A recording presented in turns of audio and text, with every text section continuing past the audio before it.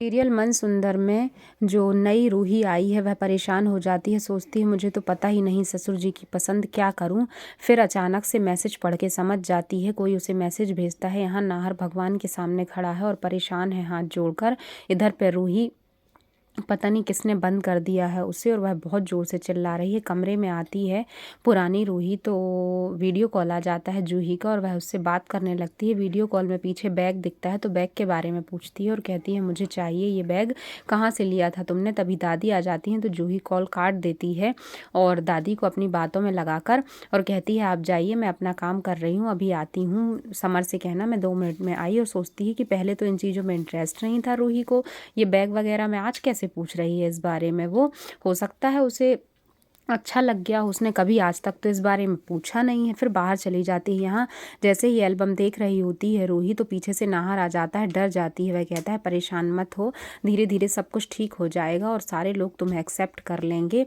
तभी माँ आ जाती हैं कमरे में और देखती हैं कि ये फिर उल्टे हाथ से साइन कर रही है और बहाना कर देती है कि मेरे सीधे हाथ में चोट लगी है, क्योंकि उसका उल्टा हाथ ही चलता है और उल्टे हाथ से ट्राई करके और साइन कर देती है। नाहर कहता है ठीक है कोई बात नहीं। उसे भगवान की पूजा वाली बात याद आ जाती है कि इसने पूजा भी उल्टे हाथ से की थी, थोड़ा शक होता है उसे।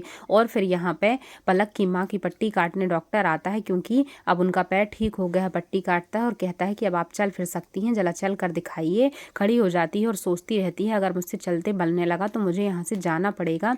और दादी बहुत खुश हो जाती, कहती है कि चलो अब आपसे चलते बनने लगेगा, बड़ी खुशी की बात है और मुंह मीठा ज़रूर करना चाहिए। दादी सोचती है मैं आपके लिए गिफ्ट लाई हूँ, ये लीजिए खोल के देखिए। और गिफ्ट में टिकट होती हैं घर वापस जाने की। कहती हैं आपके पति आपको याद कर रहे होंगे, अब आप घर जा सकती हैं। आपको फालतू में ही पैर की वजह से यहाँ इतने दिन तक रुकना पड़ा। और पलक का मुँह सा बन जाता है, लेकिन पलक की माँ भी दुखी है जाने के नाम से। यहाँ पता नहीं कहाँ आती है और कोई उसे कोई लिफाफा देता है रूही को और लिफाफा देकर कहता है इसमें जो भी लिखा है तुम अच्छे से याद कर लेना, नहीं सोच लेना। एक पेन ड्राइव भी होती है, उसमें ये सब कुछ लिखा रहता है कि तुम पढ़ लेना, इसमें सबके बारे में सब कुछ लिखा है, तुम्हें ज़रूर याद करना होगा। जैसे ही घर आती है तो उसे नाहर मिल जाता है, पूछता है कहाँ गई थी तो कहती है स्टोर रूम में गई थी, मुझे पुरानी यादें याद आ गई थी कि सब कुछ जलकर राख हो गया है। और छिपा लेती है जो हाथ में लिए होती है।